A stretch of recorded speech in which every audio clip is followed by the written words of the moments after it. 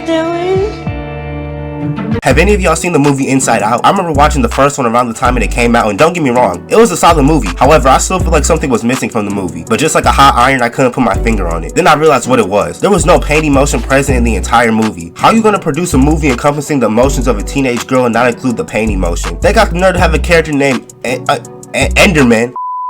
Ennui, but not pain. I had to look this word up. I didn't even know what it meant. So I know damn well these Gerber babies watching this movie didn't know what they meant either. Come to find out, they just personified Eeyore and threw him in the movie. Am I looking too deep into a movie aimed towards children? Probably. Are we here today to discuss some of the most painful experiences one can go through? Yes. So today, we'll be discussing some more of the most grievous and unbearable experiences that seem to happen to everybody on a regular basis, as well as the pain and affliction that they dispense. Comment down below the most painful thing that's ever happened to you, and like and subscribe if you're new. First, we gotta talk about stepping on a Lego. Legos are quite literally the spokesperson of pain. I think everybody and their mama done stepped on at least one Lego in their lifetime. These motherfuckers are like plastic razor blades. Our feet are some of the most complex and robust parts of our body, yet my feet be getting one-shotted by these plastic fragments. I know some of y'all niggas watching this video probably got some Hawaiian rolls for feet and can't be impacted by the pain of these sharp fractions, but I can't relate. Now, about 7 years ago, I had more Legos than college girls had Hydro Flasks. I had Ninjago sets, Batman sets, Minecraft sets. I was a fiend, bro. But this also meant that I had to be extremely decisive with where I stepped, because one wrong move and I was gonna get a plastic splinter thrusted in my foot. You know how Toy Story had a lot of kids thinking that their toys were alive? Well, I was thinking that my Legos were strategically moving themselves to be right in the line of fire with my feet, because no matter how much I thought I cleaned up, there was always a Lego chilling in the cut and I would stomp on that motherfucker. Especially with those Batman helmet pieces, bro. That shit felt like I was stepping in a bear trap. At that point, just amputate my foot. I don't care if I gotta walk around the crib in some Timbs to conserve the quality of my feet, bro. If I was running from a killer and the only way I could escape was by walking through a trail of Legos barefoot, just make sure my suit is press ironed. And I remember people were making this agonizing ordeal into a challenge on YouTube. People were really trying to glorify something that gave me childhood trauma. The bones of my feet used to have more scars than Deadpool's face, bro. If Jigsaw had a trap that required people to walk through a pit of Legos barefoot, it'd be a wrap. Now we gotta talk about side stitches and cramps. We've all had that moment where we've woken up from a revitalizing night of sleep. Trust me, bro, I be in my bed doing the full scorpion. I be sleeping in cursive in this motherfucker. But anyway, the first thing that a lot of people like to do when they wake up from sleeping is stretch their body out like Jake the dog. And don't get me wrong, that stretch is one of the most fulfilling and rewarding things that one can acquire. I can literally feel my soul elevating to the heavens. I start shaking like a granny that caught the Holy Ghost. It's like I become a human maraca, bro. And it's smooth sailing from there until the sharpest, most gut-wrenching cramp decides to infiltrate my calf muscles. It's like my leg got possessed, bro. It's kinda scary. And now my calf is pretty much tighter than Jayla Brown's braids. And what makes it worse is the fact you can feel the cramp coming before it hits. So now I just gotta wait for the inevitable discomfort to settle in. Side stitches are also some of the most painful things that the average civilian can go through. Not gonna lie, bro, those side clamps be putting up Mr. Beast numbers on my ass, bro. I'll just be running, then all of a sudden it feels like a nigga shanked me with a 12-inch dagger. And please tell me I'm not the only person who randomly gets those chest pains that make me think I'm getting airdropped to the Lord. I'll just be on the game or something, then all of a sudden my chest starts to feel like I'm going through a Ben 10 transformation or something, bro. I'm in my room looking like Jaden Smith and Karate Kid when he got his ass handed to him, bro. And just when I think the coast is clear, the moment I inhale, the pain kicks back in like it's got fucking recoil damage or something. At this point, I'm already convinced that I'm being sent to a Pop Smoke concert. Those random sharp pains in my chest are truly some of the most humbling and obsequious moments ever. I think it's just God reminding me that he could delete me off the sentence at any given moment at the flick of his wrist. Now we gotta talk about hitting your funny bone. This is like the factory reset for my nervous system. This is something that I've been dealing with since the dawn of time. For some idiosyncratic reason, my body loves to hit every part of itself on every table, counter, and door frame imaginable. And this includes my elbows. First of all, whoever labeled this nerve as the funny bone needs to be drawn and quartered, because there's absolutely nothing amusing nor diverting about this experience. If this is funny, then I'm still waiting for the punchline, bro. When I hit my funny bone, it feels like my arm is filled with TV static. It's like my arm escapes the Matrix for a moment. My entire nervous system just starts going on an LSD trip and doesn't know how to calm back down. Every atom in my body decides it wants to start doing a cha-cha slide in this motherfucker. That's when I'm finna start walking around the crib like a damn hockey goalie, bro. I must be wearing more pads than a woman on her menstrual cycle. I've come across when people who had normally laugh when they hit their funny bone. Them niggas deserve to be cellmates with Hannibal Lecter for all I care.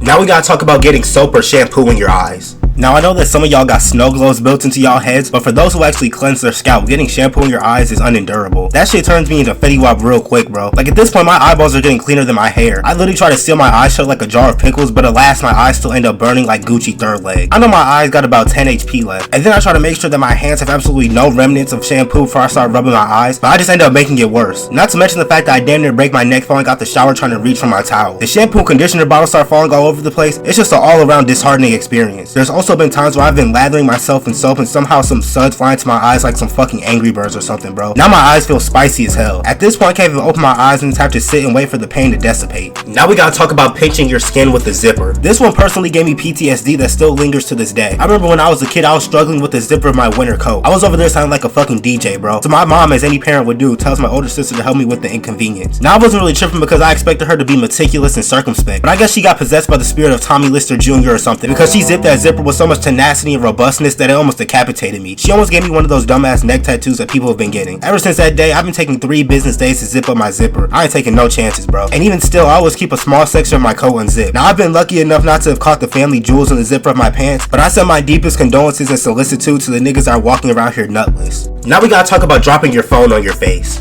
This has to be one of the most execrable incidents that seem to happen on the regular. This is why I try to avoid being in this predicament in the first place. I'll lay on my stomach like a baddie before I dangle my phone over my face like a cluster of grapes. It's like all of a sudden I just get carpal tunnel in my hands and my phone drops on my face like a fucking anvil. I remember when I accidentally dropped my phone on my nose and I was walking around looking like Billy from Grim Adventures, bro. My shit was swollen as a balloon, bro. Fucking BBL nose. And that was with an iPhone. Could you imagine if I dropped a Nokia on my face? My skull would have looked like a 200-piece puzzle. Not only does it hurt like hell, it genuinely ruins my entire mood, bro. That shit feels like I got hit with an electronic brick. At that point, I don't even want to use my phone anymore. Definitely one of the biggest mood killers of all time. And it also sucks because for that split second your phone is airborne, you know the unpreventable is coming. There's nothing you could do to avoid it. My phone be hitting my face like the asteroid that killed the dinosaurs. Now we gotta talk about slamming your finger in a door. I don't even understand how this shit be happening to me, bro. It's not even like I got long fingers or anything, but somehow my finger always finds a way to creep into the doorway like I'm the fucking boogeyman or something. And then my fingers end up more black and blue than that infamous dress in 2015. Like one time I got the tip of my finger stuck in a door and my nail like it was going through an emo phase or something, bro. And I don't know if any of y'all have ever gotten a blood blister before, but that shit hurts like hell. I remember I got my finger pinched between 2 blades at the gym and I was left with a big ass pepperoni looking mark on my forefinger. So it's not like my finger got crushed completely, just pinched enough to leave a little boo-boo. But with that being said, that boo-boo had me incapacitated, bro. Every little movement that my finger made was followed by vehement agony. I also slammed my finger into a car door before. I honestly don't know how my fingers haven't turned into beef stroganoff yet, but hey. I feel like an underrated painful moment that people don't talk about enough is getting an eyelash stuck in your eye. And as someone who has naturally long eyelashes, I deal with this more than any man ever should. It feels like somebody sticking a fucking syringe in my eyeball. My eyelashes want to be all soft and supple until they break off like a Kit Kat and start provoking my optical organs. Now they feel like damn porcupine quills. And every time this happens, I've never been able to get the eyelashes out of my eye. So I don't know where the motherfuckers go. They could just be chilling in the back of my eye sockets like plankton or something for all I know. It's kind of ironic how our eyelashes are supposed to keep things from getting in our eyes, but yet mine turn on me every time.